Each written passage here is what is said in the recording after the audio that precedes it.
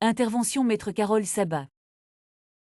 En fait, l'idée, c'était d'introduire un peu les trois tables rondes par des réflexions un peu style signalétique pour un peu situer le maître mot aujourd'hui dans le monde, c'est la géopolitique. Tout le monde est devenu géopoliticien, tout le monde est devenu spécialiste de géopolitique.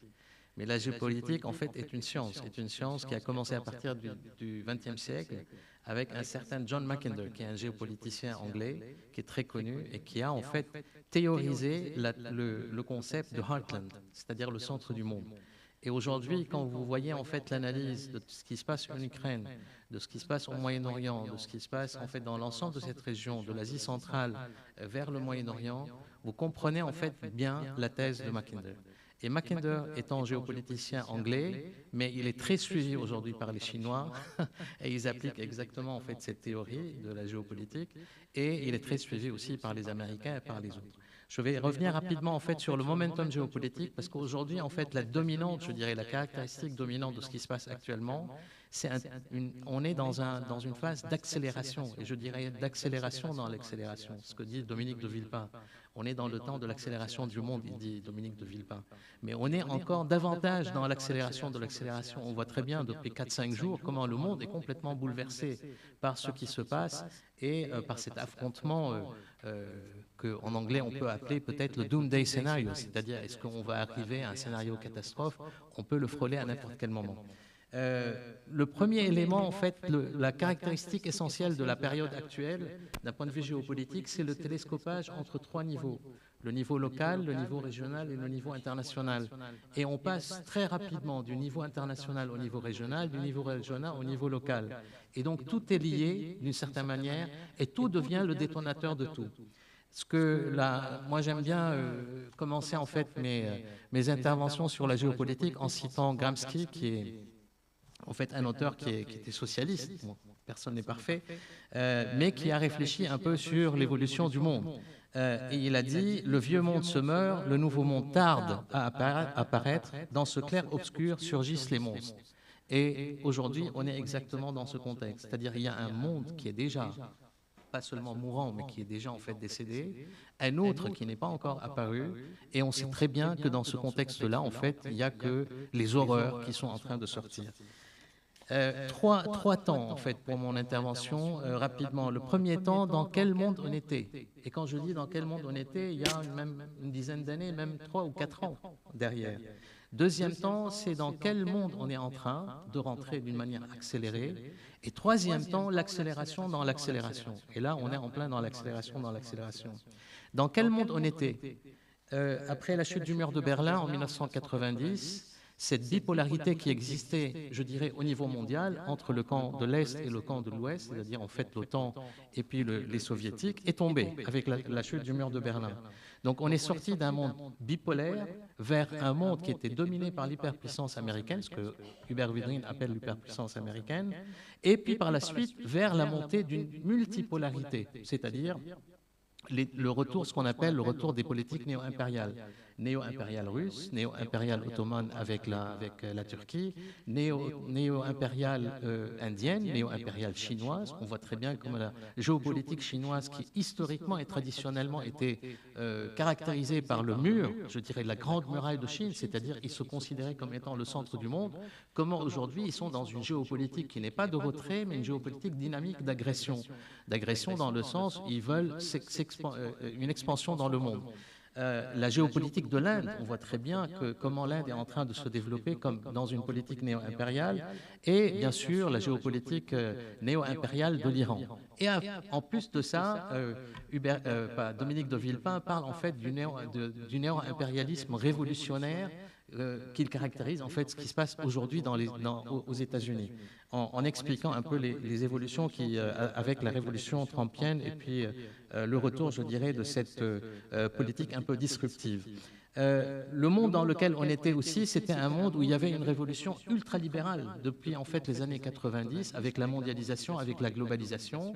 C'était le World Company. Le World, je veux dire, la notion en fait du World Center, le monde en tant que centre, a disparu au profit de ce qu'on appelle le World Network, c'est-à-dire en fait le réseau, le monde en réseau. Les deux ont continué à coexister d'une certaine manière. On a vu aussi l'éclatement, comme on a dit, de la bipolarité. Puis, un phénomène qui était très très important et qu'on est en train de vivre en fait depuis une quinzaine d'années, ce qu'on appelle la désoccidentalisation du monde. L'ambassadeur Michel Duclos, qui a écrit en fait beaucoup sur cette question-là, il a dit que le monde aujourd'hui est complètement décentré par rapport à l'Occident.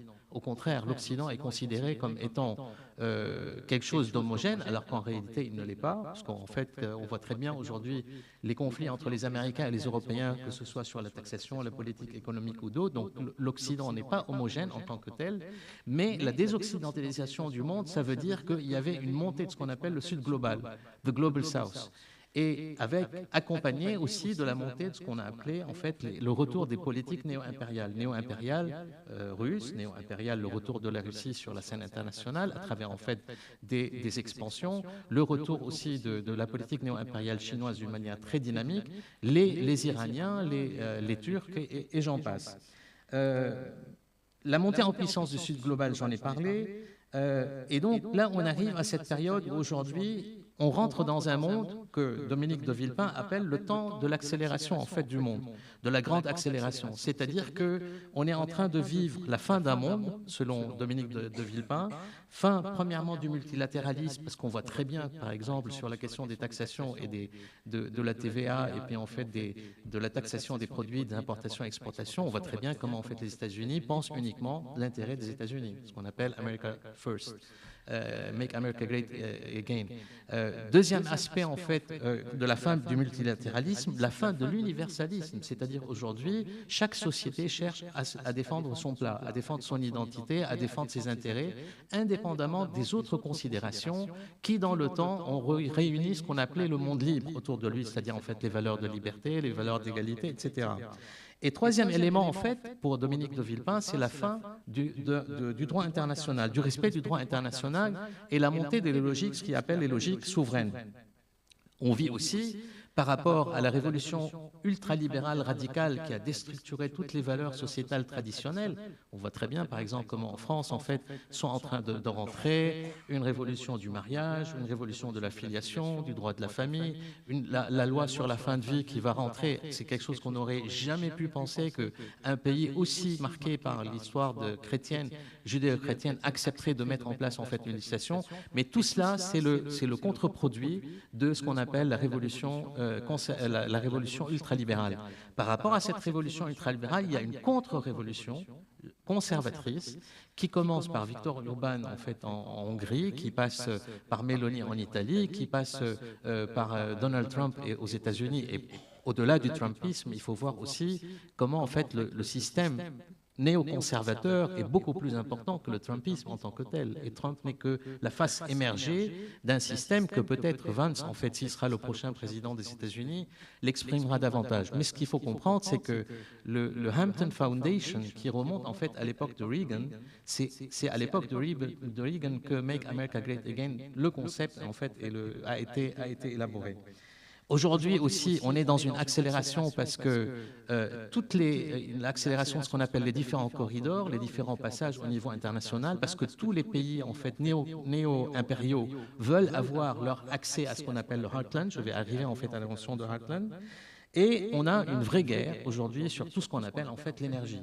Mais au-delà de l'énergie, c'était dans le temps, c'était l'énergie de l'eau, c'est-à-dire la géopolitique de l'eau. On voit très bien Israël aujourd'hui comment cherche aussi à garder la main, par exemple, sur le Golan, parce que le Golan, c'est une réserve d'eau extraordinaire, à pouvoir éventuellement prendre aussi le Litani, parce que c'est une source d'eau qui est extraordinaire aussi.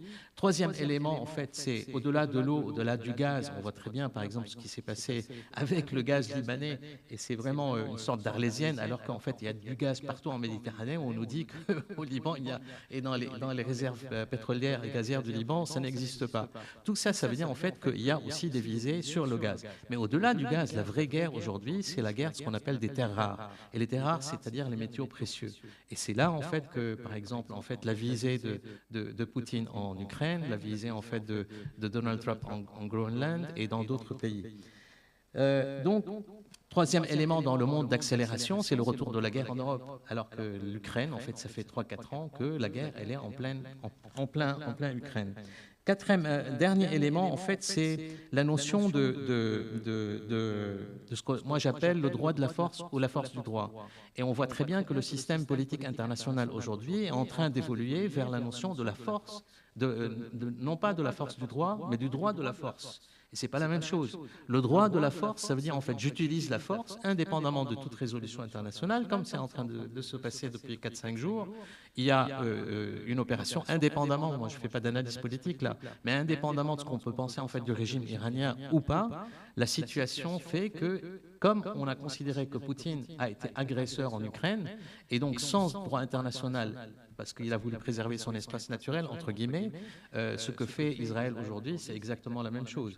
Et ce qui s'est passé en Yougoslavie et au Kosovo, c'est exactement la même chose. Ce qui s'est passé avec la guerre d'Irak, c'est exactement la même chose. C'est-à-dire, on est en train de sortir de cette nécessité d'avoir une couverture internationale, du droit international, qui protège.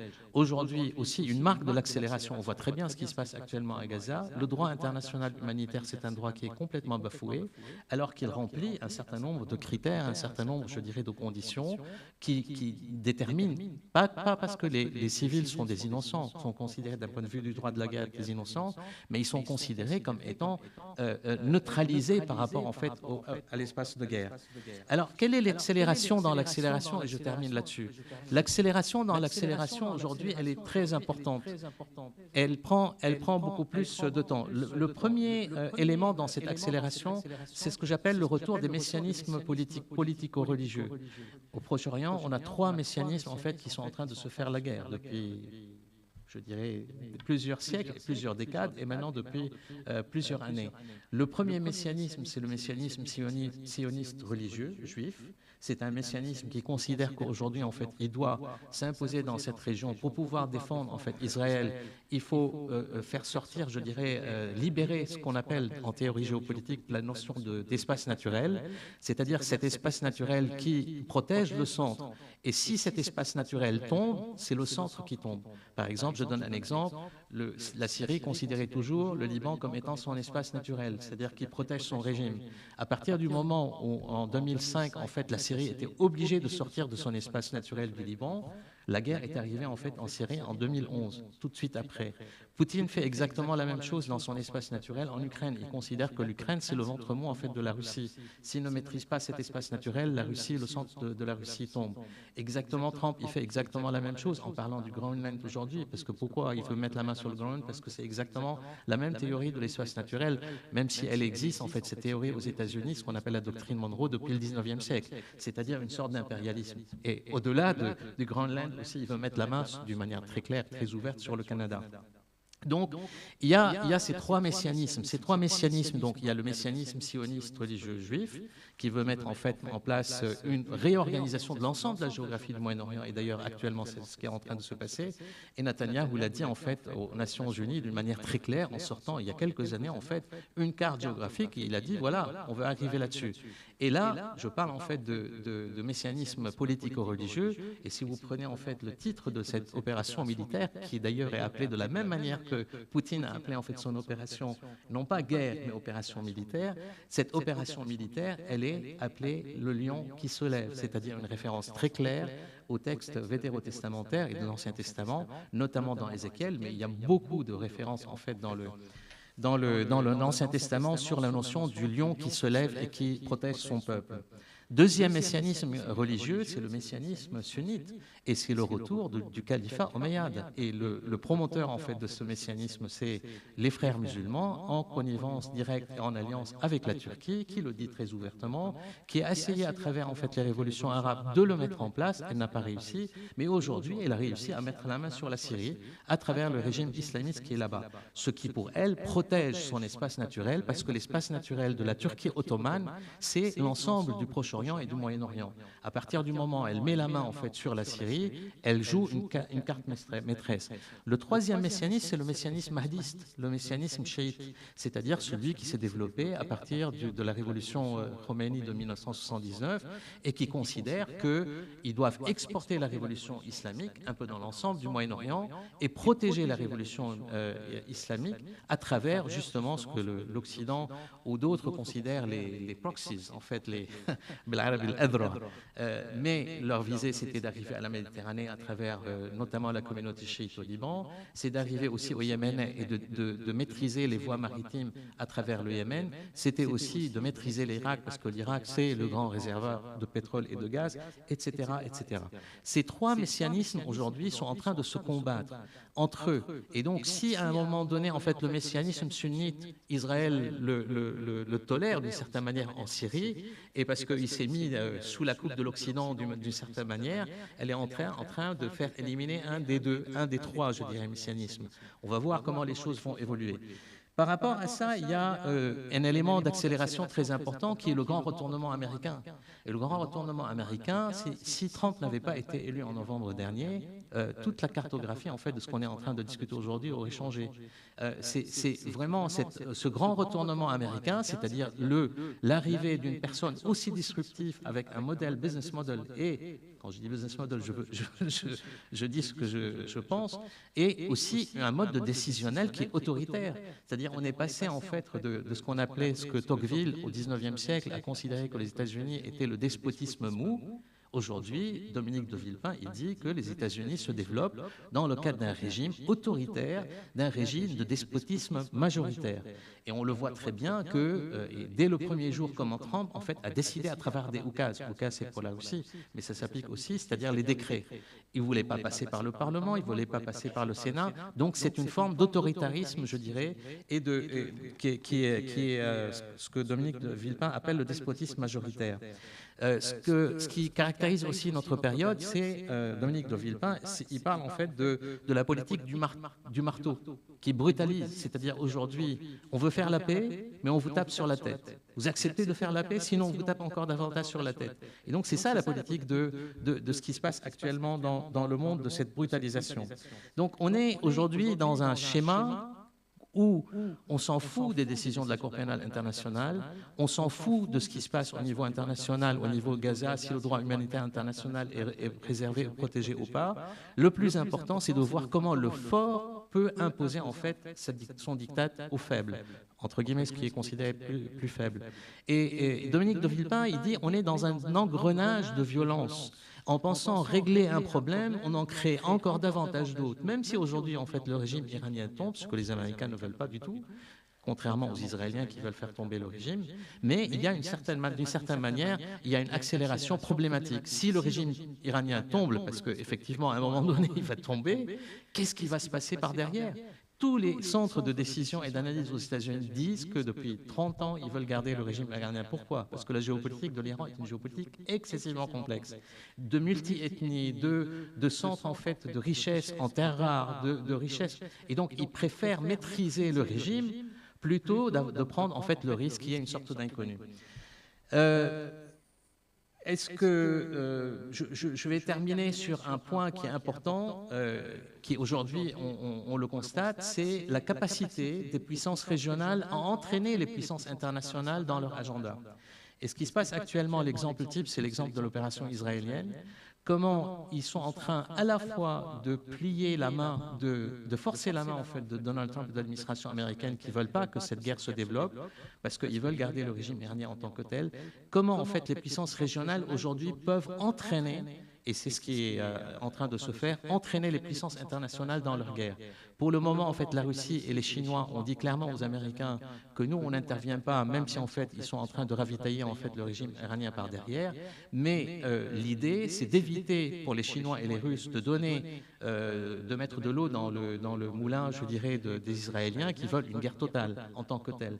Et donc c'est pour ça qu'ils restent un peu à la frontière un peu de l'affrontement, en laissant Trump, en fait, au moment venu, arrêter cette opération, s'il va le faire arrêter, et puis imposer aux Iraniens, en fait, un régime. Ce qui s'est passé, c'est qu'il ne faut pas oublier aussi Zarif. Zarif, qui était en fait celui qui a négocié du temps d'Obama l'accord nucléaire à l'époque, et aujourd'hui, il est en train d'entraîner aussi, il a entraîné en fait les Iraniens dans cette logique asymétrique. Pourquoi? Parce que les Iraniens, dans cette guerre avec Israël, ils ont perdu en fait l'initiative, c'est-à-dire en fait la surprise. Et on l'a vu dans la guerre du Liban, en fait, en empêchant par exemple le Hezbollah, là, encore une fois, je fais une analyse, tout simplement, je ne fais pas de prise de position. En empêchant le Hezbollah de prendre par surprise, par exemple, le nord d'Israël, ce qui aurait pu changer en fait la donne dans la guerre. Ils ont accepté de rester dans la logique de recevoir les coups, parce que la logique de Zarif, c'était de pouvoir négocier, à travers la pression qu'il fait en Irak, au Yémen, etc., de négocier avec les Américains un accord. Et donc, du coup, finalement, en fait, celui qui a profité, c'était Netanyahou, parce qu'il a repris lui-même la surprise et il a tapé sur la tête une, deux, trois fois ce que Dominique de Villepin appelle la politique de brutalisation. Et c'est en train de marcher en accumulant des points. Alors, est-ce que le chaos va intervenir? Ça, c'est une autre question. Donc, est-ce que la question, ça va forcer la main aux États-Unis en fait de rentrer dans cette guerre? Moi, je ne pense pas, parce qu'en fait, les Américains ont d'autres intérêts dans la région. Les Américains n'ont pas, même si Israël est un allié en fait, et les Américains protègent Israël, mais les Américains ont payé pendant 15 ans ce qu'on appelle en fait le retrait des Américains de l'ensemble de la région. Et aujourd'hui, ils ont décidé, avec Trump, d'intervenir d'une manière directe, je dirais, dans l'ensemble de la politique de la région. Après, ils utilisent en fait leur proxy, entre guillemets, d'une certaine manière, que ce soit Israël ou la Turquie ou d'autres, pour alimenter un peu leur politique. Ce qu'on voit très bien, je termine là-dessus, c'est la notion en fait de la théorie de l'espace naturel. J'en ai un peu parlé tout à l'heure. Et Mackinder, en fait, il a parlé du pivot mondial. Et il a dit que dans le cadre en fait de l'île, de la mer mondiale, il représentait le monde comme une mer. Et autour de cette mer, il y avait une île. Et cette île, elle est représentée comme étant le cœur, le heartland, il l'appelait. Et le heartland, c'est exactement en fait autour de l'Asie, des Amériques et puis en fait de l'Asie centrale, c'est-à-dire en fait la région en fait de l'hémisphère sud. Et il y avait ce cœur à l'intérieur. Et le heartland, c'est représenté par la théorie des 3B aux États-Unis, la théorie géopolitique des 3B. Les 3B, c'est-à-dire Berlin aujourd'hui, ça veut dire Byzance, c'est-à-dire Constantinople, Istanbul, et ça veut dire Bagdad. Et Kissinger disait, celui qui maîtrise la ligne des 3B, il maîtrise le monde parce qu'il le coupe en deux. Donc on est toujours dans cette logique de la maîtrise du heartland. Et qui est aujourd'hui actif dans le heartland? Trois puissances, les Israéliens, les Iraniens et les Turcs. Et par derrière, bien sûr, il y a les Américains, il y a les Russes et il y a les Chinois. Et donc on est dans ce télescopage. Le Liban dans tout ça, et je termine là-dessus, moi je pense qu'on est dans un coma qui est un coma politique qui est très très prolongé malheureusement. On perd toute capacité à réfléchir le monde et à le penser, à penser la géopolitique telle qu'elle se développe au niveau mondial et telle que vraiment elle s'accélère. On reste même sur le temps qui n'est même pas le temps, je dirais, politique des années 40 ou 50 ou 60. Pour décider, après, il y a ce qu'on appelle en géopolitique la théorie du jeu à somme nulle. C'est-à-dire quand il y a des forces qui sont plus ou moins égales entre elles-mêmes, à partir du moment où toutes les forces acceptent en fait de se mettre autour de la table, ce qu'on appelle la muhasasa au Liban, et in fine, c'est un jeu à somme nulle. Et on est exactement dans le jeu à somme nulle au Liban. Malheureusement, on est sur cette ligne des 3B directement.